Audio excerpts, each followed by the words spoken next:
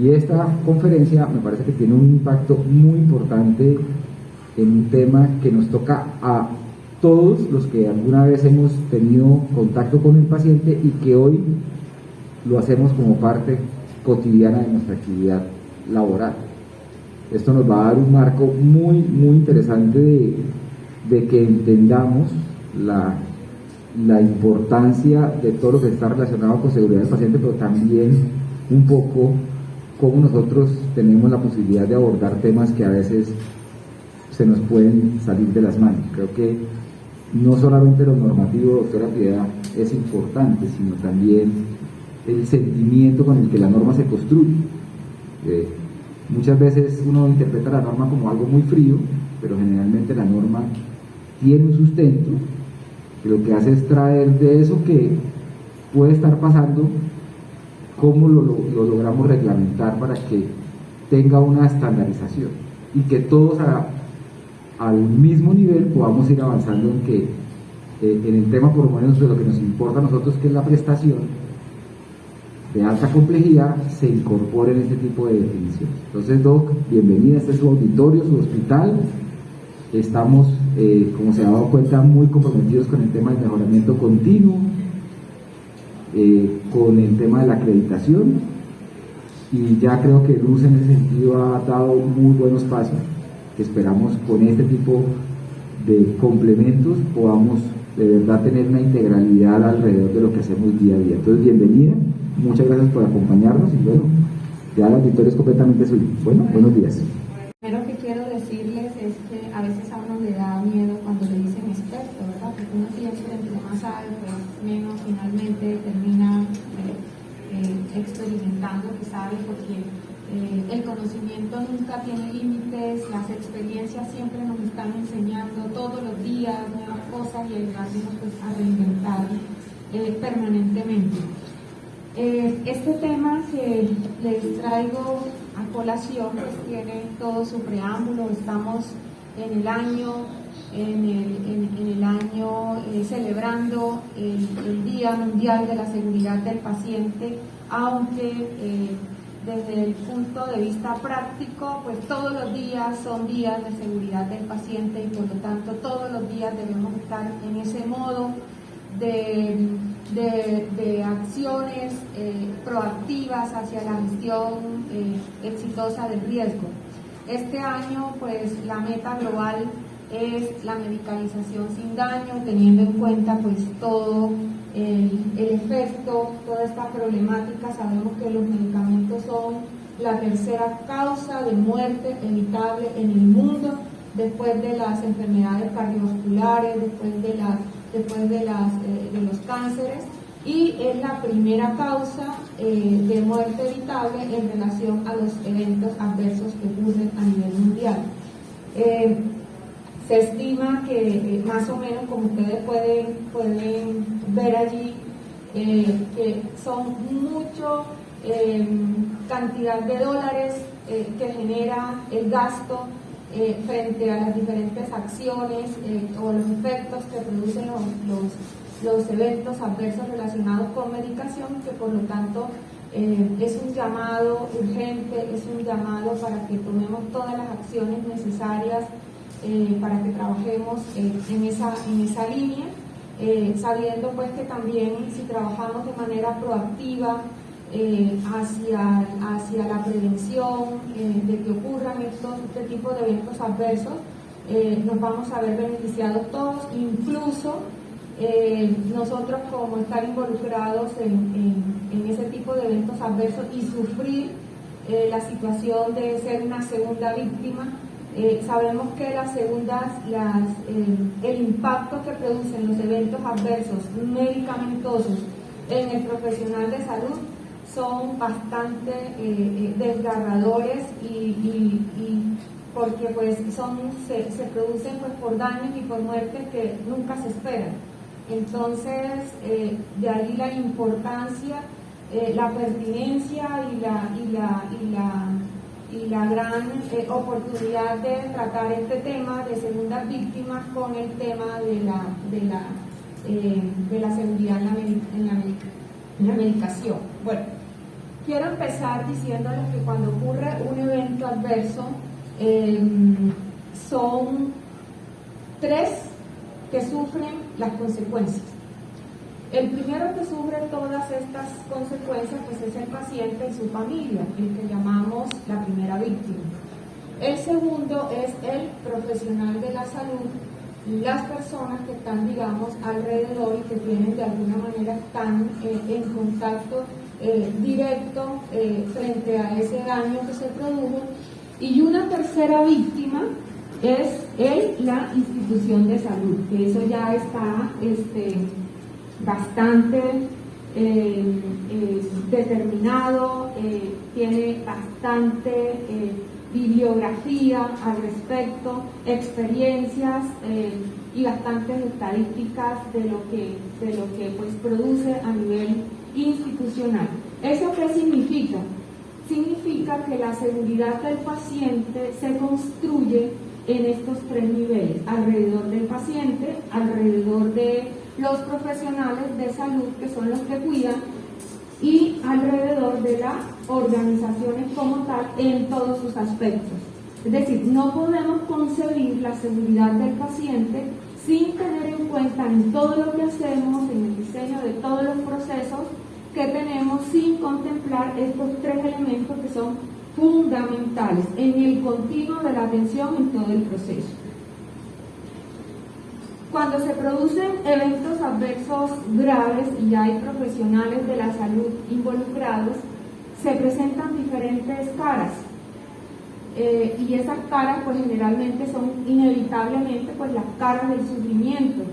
Como ustedes, hay muchos ejemplos, muchas situaciones que se han presentado, que ustedes si consultan en Google, seguramente les va a salir una cantidad. Yo simplemente he traído aquí como unos ejemplos para que sepan que cómo esas situaciones a veces pasan de la intimidad de las organizaciones a permear, digamos, todos los estrados públicos y medios de comunicación, para entender y comprender que estamos enfrentados a un problema y que todos debemos trabajar en ello.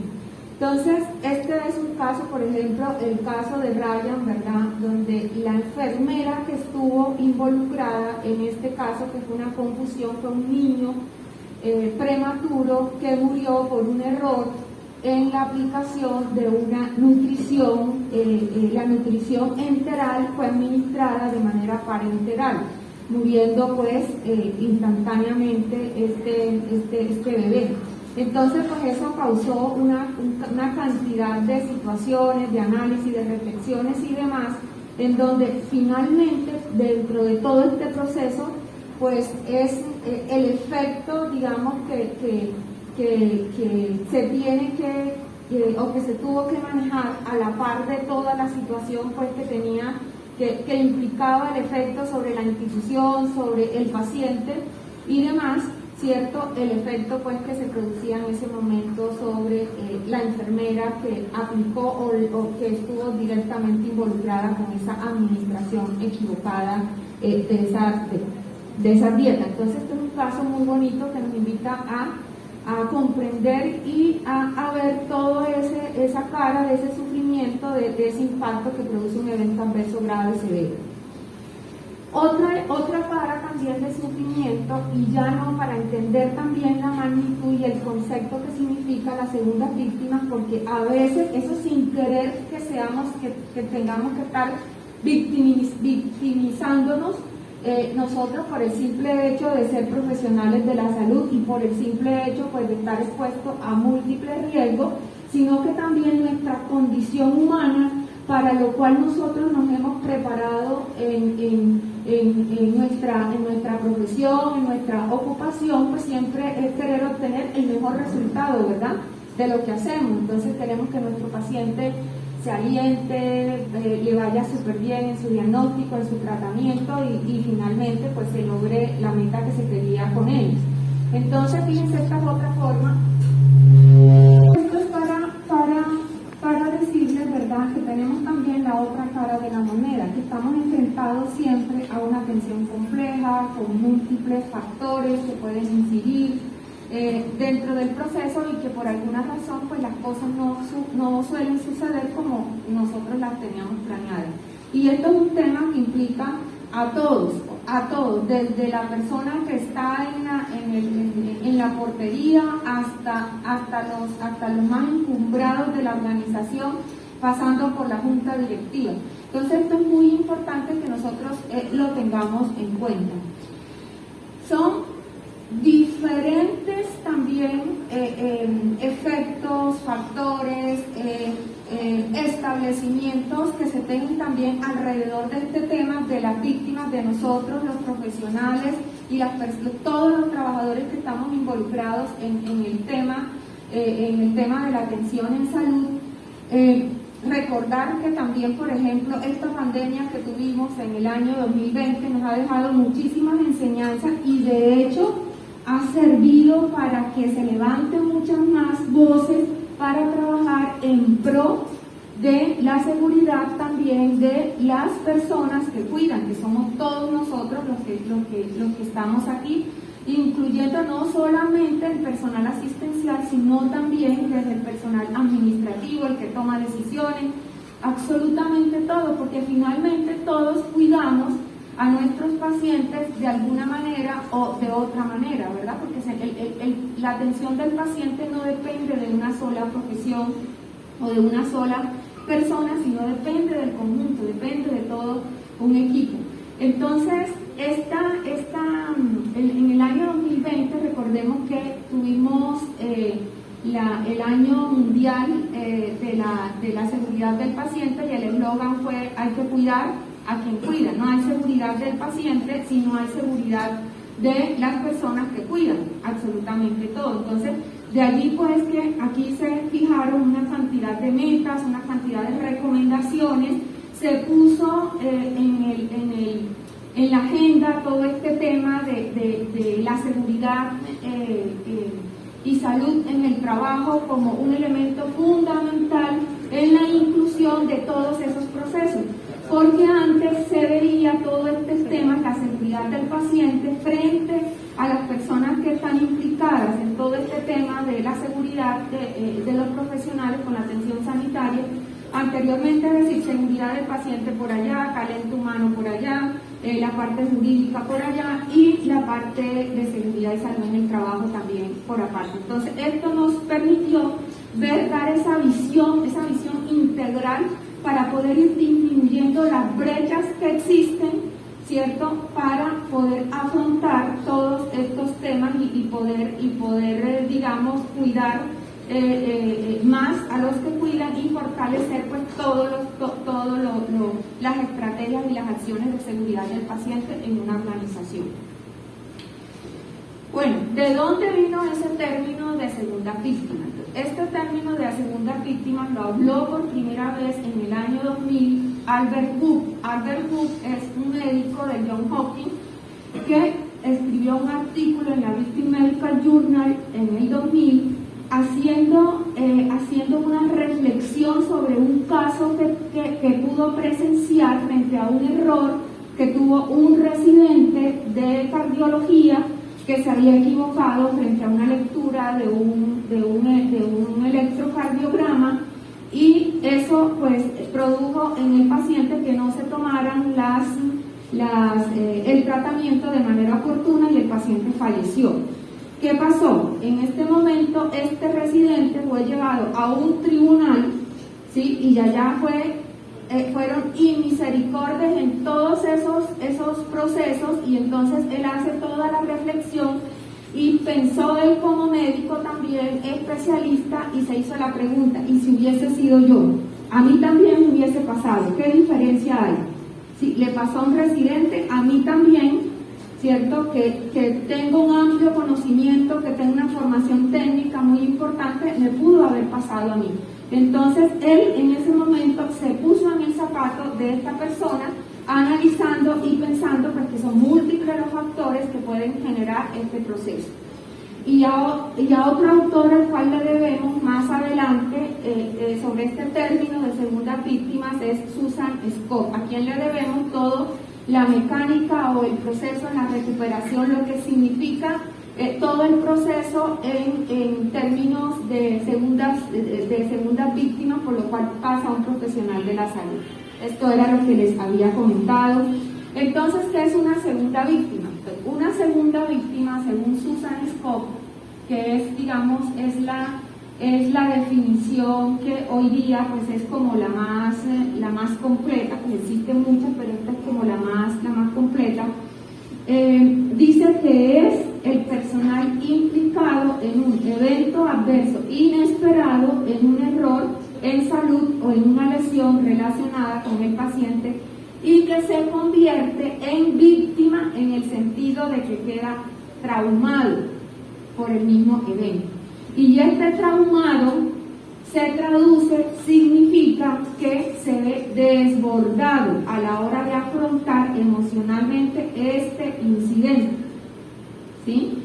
Entonces, esto es muy importante que nosotros lo tengamos. Somos seres humanos, algunos tienen tienen capacidades mayores frente a las situaciones que no pueden presentarse, ¿verdad?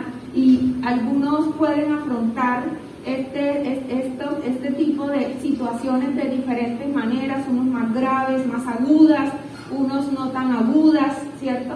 Y ya hay las excepciones de todas las excepciones, que puede ser que no le pase absolutamente nada, ¿verdad? Entonces, pues allí ya hay otro tipo de situaciones que entraría uno pues a valorar, porque como seres humanos, pues estamos como que somos un cúmulo de emociones, y más si somos profesionales, trabajadores de la salud, que tenemos esa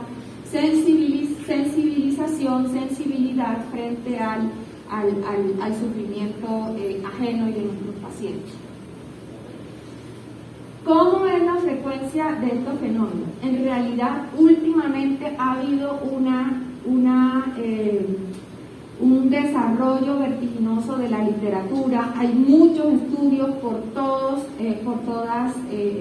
lugares en el mundo. De hecho, ahorita en el marco de la Red Mundial de Segundas Víctimas se están desarrollando diferentes estudios de manera simultánea a nivel global para conocer de la mano la magnitud y trabajar y estudiarlo de una manera estandarizada, porque ¿qué es lo que pasa? Que muchas veces todos estos estudios pues se hacen con metodologías diferentes, con criterios diferentes, y entonces a veces pues no nos dan como que un referente preciso. Sin embargo, es importante tener en cuenta que en este momento, ¿verdad? Sabemos que el problema, aún por las distintas formas en que se mide, el problema sigue siendo un problema de bastante frecuencia, de bastante relevancia, que supera el 60%, en el medio y en los diferentes países. Sabemos que en los países desarrollados es donde más se ha avanzado en esto, donde más se ha medido, pues de esto. Ya los países, por ejemplo, como Latinoamérica, hay muchísimas iniciativas que se hacen desde las universidades, desde las instituciones de salud, y que por lo menos se preocupan por estudiar el fenómeno institucional para poder de allí establecer distintas estrategias que puedan como poder ayudar a estas personas. Sabemos que cuando ocurre un evento adverso grave en la segunda víctima, ¿verdad? Son diferentes sintomatologías que presenta, desde la sintomatología física como tal hasta la sintomatología que tiene que ver con la parte mental, psicológica y demás. Sabemos que la sintomatología física como tal pues son las más agudas, ¿verdad? Ya luego pues viene ya todo este proceso de afectación mental, que es un poquito pues a veces tardía o a veces es simultáneo. Bueno, es importante tener en cuenta cuando estamos trabajando en segundas víctimas, entender y tener muy claro que en los servicios que tienen las instituciones hay unos servicios que tienen mayores riesgos que otros, ¿sí? No es lo mismo, por ejemplo, la muerte que se produce inesperada, por ejemplo, en un servicio de pediatría, ¿cierto? O la muerte que se produce de manera inesperada en un servicio de obstetricia, o la muerte que se produce inesperada en un servicio de oncología. Entonces, tenemos que tener en cuenta en eso, porque dependiendo de eso, pues vamos a ir mirando las estrategias. ¿Por qué les digo esto? Porque hay una recomendación que les voy a hablar más adelante sobre los equipos de primera línea. Bueno, ahorita pues está de moda en primera línea, pero el tema de equipos de primera línea ya estaban ya descritos mucho más antes, ¿de acuerdo? Entonces, esto es importante que lo tengamos en cuenta. Establecer en la organización que existen unos servicios críticos, que es donde mayormente se pueden generar eventos adversos de tipo grave que pueden afectar y generar todo este proceso en el profesional de salud y puede terminar como verdaderamente una segunda víctima. Entonces, ¿esto qué significa? Que tanto instituciones, servicios y personas deben proveer los mayores y mejores cuidados en todos los sentidos, en absolutamente todos los sentidos. Ahora viene, digamos, el reto, ¿verdad? ¿Qué es lo mejor? ¿Qué es lo más recomendado? Dentro del establecimiento de las estrategias para la atención a las segundas víctimas, teniendo en cuenta que es tan importante atender a la segunda víctima, al profesional o trabajador de cualquier profesión, de cualquier ocupación implicada, es tan importante, tan fundamental como atender al paciente que ha sufrido el daño, ¿cierto? Porque finalmente a veces en las organizaciones nos olvidamos, ¿cierto? A veces dejamos al profesional que está allí implicado, lo dejamos solo, ¿sí? Y entonces nos olvidamos que de pronto, si al profesional le va mal, es posible que también la institución tenga ese mismo efecto colateral, sobre todo cuando hay litigios. Entonces eso es muy importante que lo tengamos en cuenta. Entonces, ¿qué hay que hacer? Pues escuchar los diferentes expertos, los referentes que hay, mirar, compartir experiencias. En este tema no está la verdad absoluta. Sí, hay muchos avances, muchas recomendaciones basadas en evidencia, pero no hay una verdad absoluta. ¿Por qué? Porque cada institución, cada contexto es diferente, ¿sí?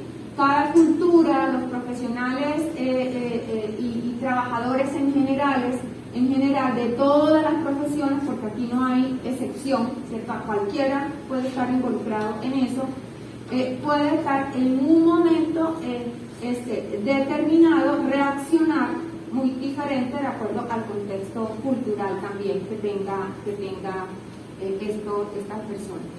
Entonces, partimos de este precepto que ya todos conocemos en este tema, ¿cierto? Seguridad del paciente. El problema no es que ocurran errores o que nunca más vayan a ocurrir errores, porque para llegar allí entonces tendríamos que cerrar definitivamente la organización, ¿verdad? Lo que se busca es que los mismos errores no se repitan, no se continúen repitiendo, ¿verdad? Eso es lo que queremos, porque la misma incertidumbre, la misma complejidad de la atención en salud implica que, estemos en ese continuo tratamiento, ese continuo trabajo de ir disminuyendo esas brechas. Entonces, ¿qué significa esta situación? Que de todas formas siempre, para nosotros los seres humanos, siempre es difícil uno hablar de los propios errores, de los fallos que se van produciendo alrededor de nuestro trasegar en la atención en las diferentes unidades y servicios donde desarrollamos nuestra labor, ¿cierto? Entonces, sabemos que no es sencillo, no es fácil, y mucho menos hablar de todo el tema emocional, de todo el tema que eso implica, la parte legal y demás. No es fácil y por lo tanto todos tenemos que trabajar el propósito, ¿verdad?, en seguridad del paciente, para ir fortaleciendo todos esos mecanismos que hagan robustos ese tratamiento a los profesionales y trabajadores en general cuando ocurre un evento adverso en salud. Entonces, esta es la máxima en segundas víctimas, viéndolo desde un punto de vista contextual. Lo primero que tenemos que hacer es cuidar a quienes cuidan. Ya esto, desde en el 2020, la OMS, ¿cierto?, quedó eso como se pudiera decir como el paradigma, pues. Cuidar de quienes cuidan es un prerequisito para la calidad y la seguridad de los pacientes. No se concibe la seguridad de los pacientes sin la seguridad de las personas que están implicadas en ese cuidado. Y esa seguridad implica desde la preparación de las personas, desde que son pues todas sus capacidades, desde el equipamiento que requiere para realizar las tareas, desde los ambientes y los contextos que se requieren también para poder atender a los pacientes en condiciones de seguridad, ¿sí?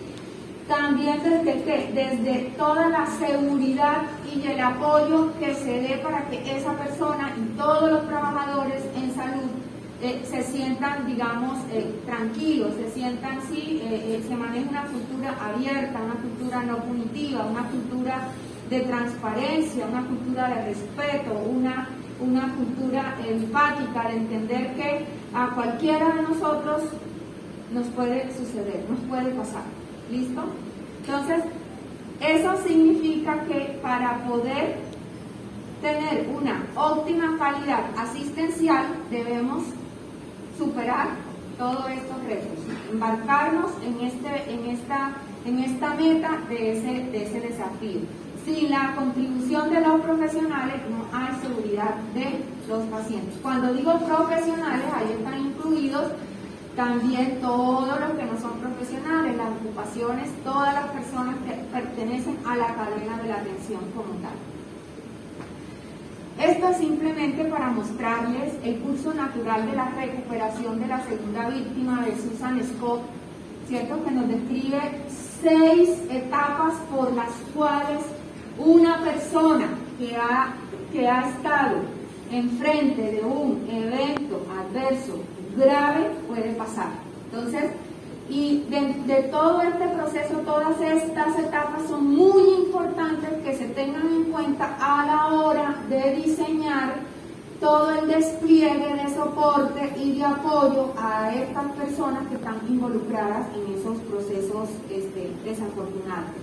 Y esto, ¿qué significa a lo largo? O sea, que son todas las cosas que sufren las personas, ¿verdad?, en todo su proceso, hasta la finalización, ¿cierto? Hasta el final, que finalmente hay 3 opciones, como ustedes las pueden ver ahí. La última etapa es bueno, hay 3 caminos al final, ¿verdad? Abandono, en el sentido de que abandono mi profesión porque esta situación que me ha pasado, imposible de superarla, no me creo capaz de ninguna manera, mejor me dedico a otras cosas, ¿sí? Porque esos son los efectos que tienen, digamos, en las personas que puede tener un evento adverso grave.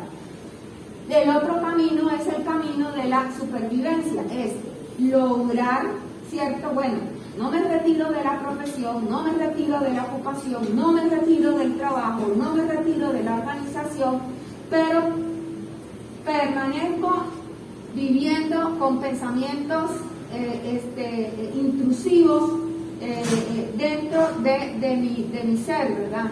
Empiezo pues a tener, es decir, siempre como que bueno, yo no soy capaz o de pronto me voy a equivocar, es decir, pensamientos que generan inseguridad en las personas, ¿sí? Y la otra salida que tiene la última etapa, que es fundamental también, es la superación. Cuando llegamos nosotros a esta etapa de superación, entonces son aquellos profesionales, trabajadores de la salud, cualquiera quien opta, bueno, supero el caso, aprendí muchísimo y entonces ese que estuvo allí involucrado en ese evento adverso severo, tuvo la condición de segunda víctima, ahora es un aliado permanente y va a trabajar permanentemente en la seguridad del paciente en todos los procesos. Y entonces, a través de toda su experiencia, a través de todo su aprendizaje, entonces lo va a utilizar de una manera muy positiva. Entonces, eso es lo que uno esperaría en una organización y por lo cual uno trabajaría muchísimo. ¿Listo? Bueno, definitivamente ya aprendimos, ¿verdad?, que sin el concurso de los trabajadores no es posible la seguridad del paciente. Y esto implica este triángulo que ustedes observan aquí. Lo que les decía al principio, ¿sí?, es indivisible, como ustedes lo ven allí, ese rayo. ¿Quiénes son los servicios que están llamados a trabajar mancomunadamente, robustamente, coordinadamente, en equipo y demás? Esto los servicios que ustedes ven allí: seguridad del paciente, talento humano y jurídica, seguridad y salud en el trabajo. Es decir, así como usted un programa de segundas víctimas en una organización debe incluir estos tres elementos fundamentales en ese proceso de la organización, para que tenga pues mayor éxito en los logros y se pueda pues tener avances en términos de las metas que la organización espera y en términos de la recuperación y para asegurar que finalmente esas personas que han estado involucradas tomen el camino de la superación. ¿De acuerdo? Bueno, esto aquí yo les traigo unas recomendaciones especiales. Esta recomendación es de la última guía europea para el manejo de las recomendaciones en las instituciones de segunda víctima. Y es muy sencilla en realidad. Entonces nos da esas recomendaciones que cuál es el perfil y formación del equipo. Bueno, primero que deben existir equipos de primera línea en cada servicio, ¿sí? Esos equipos de primera línea en cada servicio, que son las que le van a producir, a brindar, el apoyo a esas personas que pueden en un momento determinado estar implicados allí en el evento adverso severo. Entonces, estas personas que son del común de los servicios, puede ser tú, cualquiera, ¿cierto?, debe cumplir unos requisitos y esa es la tarea que la organización debe tener en sus estrategias. Entonces, ¿cuáles son esas características que debe tener ese equipo de primera línea? Entonces, lo primero, capacidad para escuchar de forma activa, empatía. Debe ser reflexivo, no impulsivo, debe tener una capacidad de comunicación verbal y no verbal, manejo adecuado del contacto físico en respuesta a las necesidades emocionales, el manejo adecuado de silencios, de modo que resulten de alguna manera reconfortantes, ¿sí? Todos estos temas que son habilidades y competencias humanas, ¿sí?, que son fundamentales a la hora de uno darle apoyo a una persona pues que está afectada notablemente por todo lo que ha ocurrido a su alrededor. Debe tener, esa persona, ese equipo debe tener experiencia en los servicios en donde está. Entonces, ¿qué se recomienda? Que en cada servicio debe existir un equipo de primera línea que conforme de las personas que están allí que tengan estas cualidades especiales, ¿sí? Que tenga también capacidad para discriminar síntomas depresivos, ansiedades, que tenga también conocimientos básicos sobre la experiencia de segunda víctima. Entonces no vamos a poner en equipos de primera línea personas que no tengan ni idea, ni siquiera sepan qué es lo que significa segunda víctima ni todo lo que implica allí ese proceso, esa condición. Otra de las características importantes en el perfil para la conformación de esos equipos de primera línea es que deben tener conocimiento del plan y las actuaciones en seguridad del paciente. O sea, entrenados en ese proceso que la organización ha determinado y ha definido. Debe también manejar las palabras y acciones clave. Esto es muy importante, miren, el qué decir, el qué hacer y también el qué no decir dentro del mismo proceso, ¿sí? Porque a veces cuando estamos en una situación de esa tan dolorosa, porque estar involucrado en un evento adverso, ¿verdad? Es una situación bastante dolorosa. Entonces, a veces quizás no decir nada y estar en silencio, pero estar ahí acompañado y tener un contacto físico a veces es suficiente.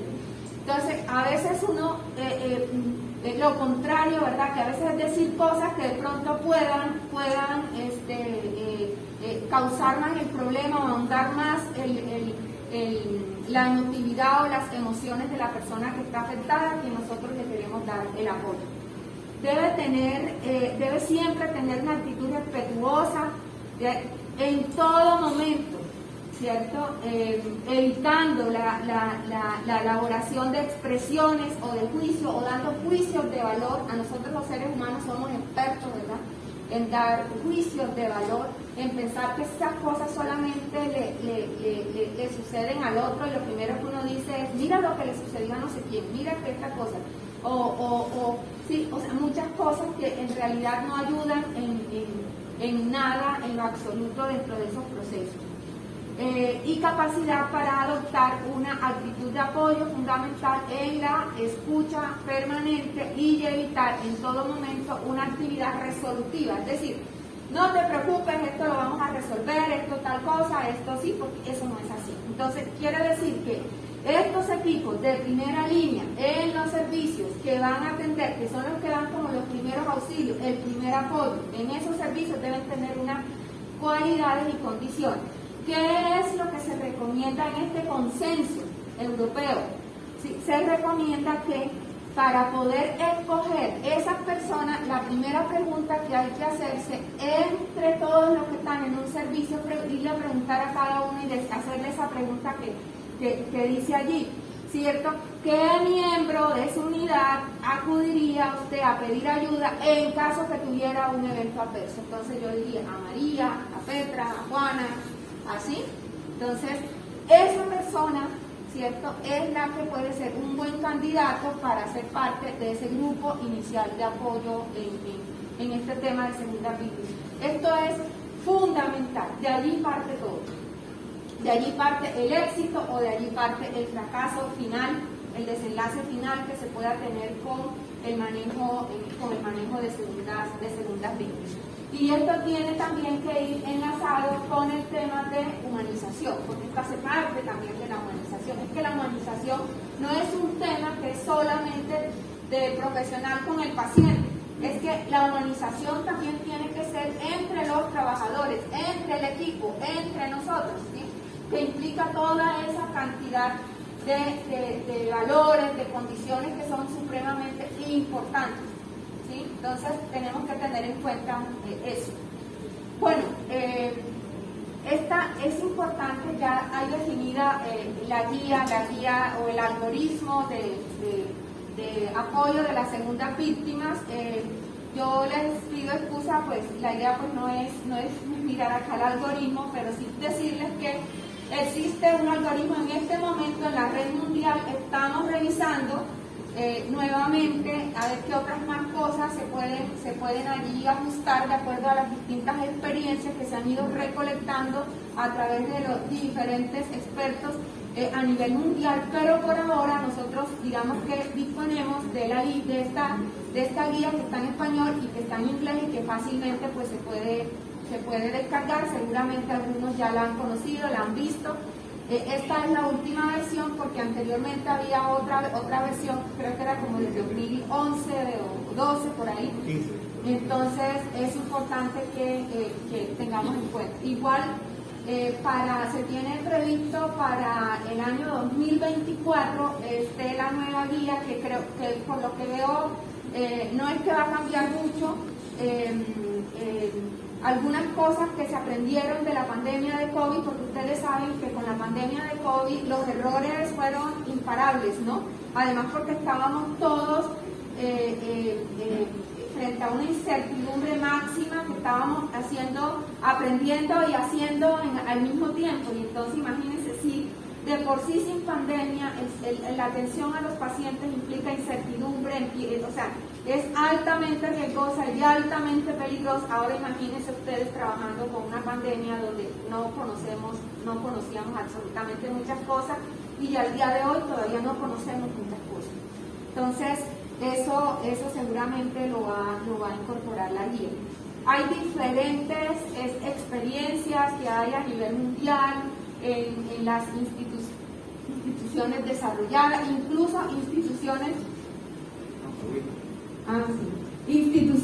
que incluso hay muchas experiencias. Entonces la invitación que yo les hago es que hablemos, o sea, aprovechemos esos espacios.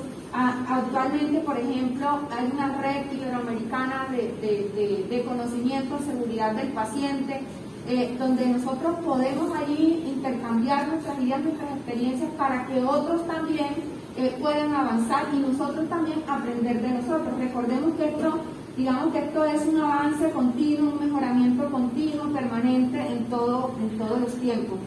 Estas son otras recomendaciones que ustedes pueden ver allí en los diferentes referentes a nivel mundial, iniciativas. Y esta es la red a la que yo pertenezco, que es la red de segundas víctimas, que es financiada por la Unión Europea y que hacen parte casi todos los países del mundo. Entonces hay representantes en todos los países. Por Colombia estoy yo y está Mary González de la Universidad Ariandini. Entonces, y estamos trabajando ahí bastante en diferentes grupos. Ustedes se pueden meter allí a la página y van mirando las diferentes líneas de acción que se están trabajando. Todavía nos falta muchísimo por aprender, nos falta muchísimo por avanzar. Yo siempre digo cuando estamos en los grupos que vamos como así, ¿sí? Porque esto es un constante aprendizaje y cada vez las cosas son más complejas y cada vez en seguridad del paciente uno conoce el punto de partida, pero jamás sabe el punto de llegada hasta no llegar, ¿sí? Y es así, es como la atención de salud. Cuando nos llega un paciente, nosotros lo sabemos en ese momento, lo atendemos, pero ni siquiera sabemos si va a salir vivo o en qué condiciones va a salir.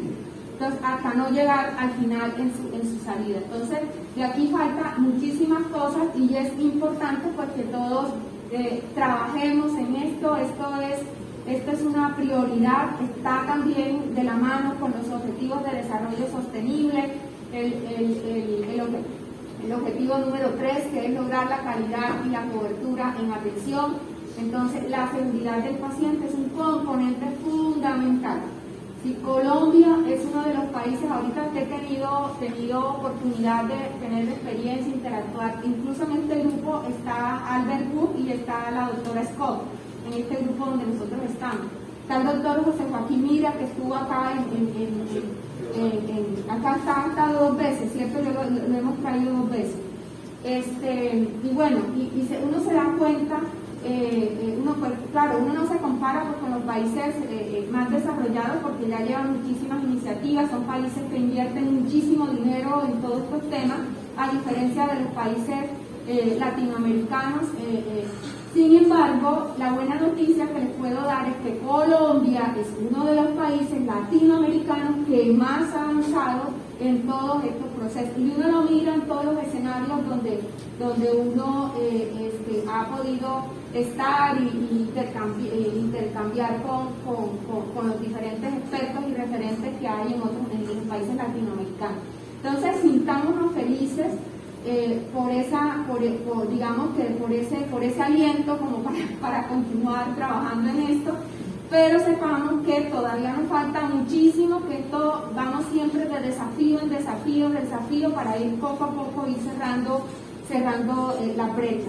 Entonces, muchísimas gracias, los dejo pues con este pensamiento que digamos que de manera de pronto incidental salió allí en una práctica que teníamos interprofesional con los estudiantes en un sitio de práctica en nuestras experiencias de educación interprofesional, y que dice: el éxito en la vida no se mide por lo que logra, sino por los obstáculos que superas.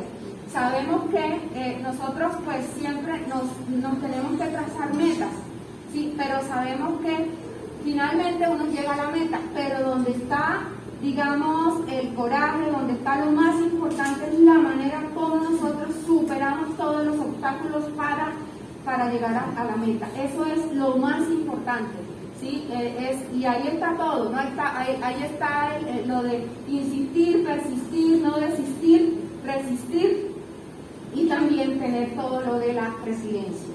Entonces, muchísimas gracias, espero pues que haya cumplido un poco con las expectativas de este tema bastante. Doctora Miranda, muchas gracias a usted. Yo creo que se forma, porque siempre sobre la premisa de que es vocacional el tema, uno interpreta que dentro de la formación, por lo menos en lo que me correspondió a mí como médico, estos temas casi que son tabú. O sea, asúmalo y siga para adelante. Entonces, como hoy, dentro del marco de lo que se ha desarrollado en el mundo, se tiene pensado que la academia desde la formación vaya tocando estos temas y que cuando el talento humano termine su ciclo formativo logre interpretar que esto es una realidad, porque depende del equipo de primera línea, lo interpreto así, pero también de la capacidad del profesional que tenga el evento adverso de acudir a los mecanismos que se implementen, ¿sí? Porque generalmente la dureza de la formación en salud no da margen para que la gente tenga la posibilidad de interpretar que puede estar atravesando por un caso de segunda víctima. Entonces, eso parece que es claro. Ya hoy para muchos que estamos acá es importante empezar a entender el concepto, pero también cómo las canteras de formación están absorbiendo esas definiciones. Quiero decirles que el tema de la seguridad del paciente desde el 2004, que fue cuando se creó la Alianza Mundial para la Seguridad del Paciente, en el 2006 se establecieron las recomendaciones curriculares y el llamado a que todas las facultades de ciencias médicas y ciencias de la salud implementaran en sus currículos el tema de seguridad del paciente. Y dentro de esos temas de la seguridad del paciente están todos, digamos, tan inmersos todos estos temas. ¿Qué pasó con el 2017? Con el 2017 la Organización Mundial de la Salud acogió la triple meta que la IGI, que es la Organización de Mejoramiento para la Calidad y la Atención de los Estados Unidos, la triple meta en salud, que es lograr el mejor cuidado, la mejor experiencia colectiva, individual y el mejor uso de los recursos, porque esto también tiene que ver con recursos económicos. Y luego se incorporó la cuádruple meta en salud. ¿Cuál es la cuádruple meta en salud? Lograr la mejor experiencia por acá todos hablamos de experiencia, ¿no? La mejor experiencia de los trabajadores de salud, porque fue un tema que cuando se divulgó la triple meta en salud, no se tuvo en cuenta a todos los actores, al paciente, a la familia, a las comunidades, a todos, pero no se tuvo en cuenta a los trabajadores de la salud. Y entonces desde aquí se hace el llamado urgente para que sea una prioridad, como ya teníamos la guía curricular, las recomendaciones, entonces se incluye todo este tema que tiene que ver con la seguridad de seguridad y salud en los profesionales y los trabajadores de la salud y el talento humano en formación, ¿sí? De tal manera que la academia hoy tiene una gran deuda en su gran mayoría. Algunas universidades, en el caso de Colombia, han tenido grandes avances y esos avances ¿quién los ha digamos digamos que catalizado mucho más rápido el tema de la normatividad en Colombia, el sistema de habilitación, el sistema, la política nacional de seguridad del paciente, todo el sistema obligatorio de garantía de la calidad. Entonces eso ha ido como catalizando más también, porque las instituciones, a través de los convenios de docencia, servicio, ¿cierto?, exigen eso. Anteriormente no se hacía inducción en seguridad del paciente a los estudiantes que llegaban nuevos a los servicios. Ahorita ya hemos avanzado en eso, pero nos falta, como dicen por ahí, el pico y las patas todavía. Son contadas con los dedos la universidad que tiene en el currículo visible el tema de seguridad del paciente. Yo les digo, y no pues no para tenerlo como vanidad, que la Universidad de Santander es la única universidad de Colombia y de Latinoamérica que tiene un departamento de gestión clínica y seguridad del paciente, que es transversal a todas las profesiones, y que dentro de ese departamento se desarrolla la estrategia de educación interprofesional y práctica colaborativa, que tiene las competencias fundamentales para la seguridad del paciente, que son comunicación, manejo de roles, manejo de conflictos, trabajo en equipo, entonces, entre otras, ¿no? Entonces, en eso hemos avanzado. Eso es un tema de decisión, y es un tema también que las instituciones de salud, a través de los convenios docencia-servicio, deben presionar también, ¿sí?, a las diferentes instituciones. En la Universidad de Santander hemos avanzado, y hemos avanzado gracias a porque estamos trabajando colaborativamente de la mano con los mejores del mundo, con los que llevan más experiencia, porque sabemos que nosotros pues sí, o sea, tenemos rezago, y eso es una realidad, ¿sí?, a pesar de que somos el país que más hemos avanzado, ¿sí? Entonces, eso es un llamado, digamos, urgente.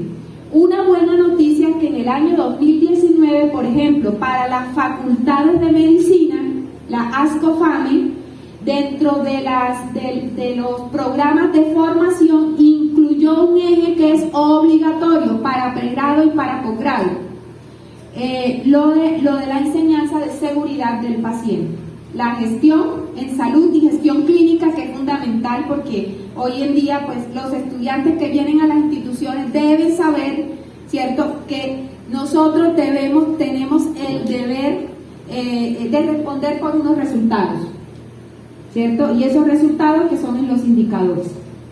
Entonces, eso es importante eso ha sido un buen logro. Todavía nos falta mucho, pero ya vamos, digamos que antes no teníamos nada, ahora ya hemos ido avanzando y avanzando.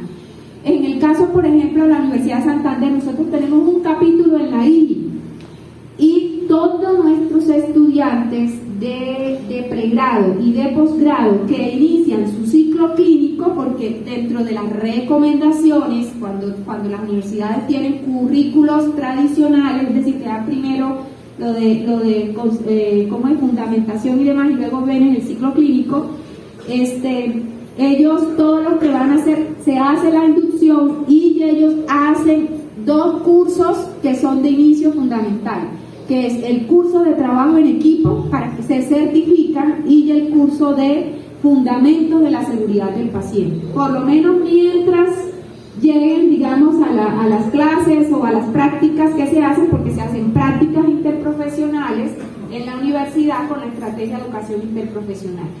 La enseñanza de la seguridad del paciente es un desafío, es un reto, y requiere de bastante decisión para todos los que estamos allí implicados.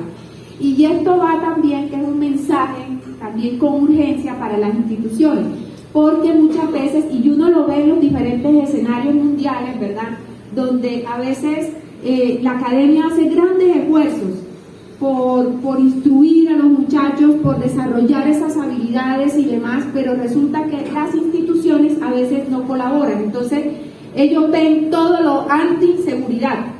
No sé si me explico, ¿sí? Entonces, porque finalmente nuestro nuestros estudiantes aprenden con el ejemplo, ¿cierto? Y a veces no damos el mejor ejemplo, ¿sí? Entonces, allá en la academia se les enseña, mire, los pasos de lavado de manos, usted no puede entrar si no hace esto, las listas de chequeo quirúrgico, no sé qué, no sé cuándo, y resulta que entran a la cirugía o entran, ¿cierto? Y ni siquiera se hace la pausa quirúrgica, el time out, ¿sí? Entonces, fíjense que esto es, digamos, de contraparte. Tenemos grandes retos, grandes desafíos en este tema, pero bueno, hay que empezar, no es tarde, o sea, empezamos ahora y continuamos y el cielo es el límite. Que están trabajando en el tema de seguridad del paciente y mejoramiento continuo, pero también ir sembrando en los profesionales la conciencia que a pesar de que están en el sector salud, también son seres humanos, que es ahí donde creo que está el reto, ¿sí? Porque la gente interpreta, no sé, hacia afuera, que el personal de salud está como robotizado, no tienen corazón, no sufren, no, todo les puede pasar y no tienen cómo resolverlo. Entonces, parte del reto de estas organizaciones, especialmente las que son públicas, primero, apropiarse de los conocimientos, pero segundo, ir avanzando en eso, porque va a ser parte importante de lo que se llaman intangibles alrededor del clima laboral, y es, oiga, cómo mi organización me apoya cuando yo tengo esto, y no solamente, digamos, para el evento adverso, habrán otras situaciones asociadas a la misión médica que pueden generar estrés, que pueden generar ansiedad, que pueden generar preocupaciones, ¿sí? ¿Cómo se mezcla eso con el ámbito personal? Hay una serie de retos ahí importantes, pero creo que, digamos, el mandato general de lo que uno pensaría que puede aportar con mucha mayor rapidez a esto es la academia, ¿sí? Que es la que tiene más posibilidades y más experiencia en apropiar conocimientos y replicarlos, que nosotros tratar de ir acogiendo todo lo que puede salir de esta definición y tratar de como incorporarlo es mucho más complejo. Por ejemplo, en eso queda el reto, y es que como nosotros estamos en un proceso fuerte de acreditación, y aquí lo dejo para que lo analicemos con la jefe de la Oficina Asesora de Calidad, y es que teniendo una universidad aliada que tiene hoy vigente un contrato de docencia y servicio, que nos acaba de explicar que tiene un departamento estructurado para este propósito, nos permita esa transferencia de capacidades para ir tomando las decisiones en términos de prioridad versus recursos para ir avanzando de forma más rápida en lo que hay que hacer frente al tema de seguridad del paciente y lo que tiene que ver con segundas víctimas. ¿Por qué? Porque para eso estamos aquí, aliados. Entonces, eso nos quita, nos hace más rápido la apropiación, pero nos da los pasos precisos. Y eso es un tema importante, como que no nos dejen a que interpretemos todo lo que hay en el mundo de la bibliografía frente a este tema, sino que, oiga, mire, lo más depurado es esto. Para una organización como la que ustedes tienen hoy, con esta condición de cultura organizacional, esto es lo que podemos ir haciendo, como un valor agregado de la relación que tenemos con ustedes.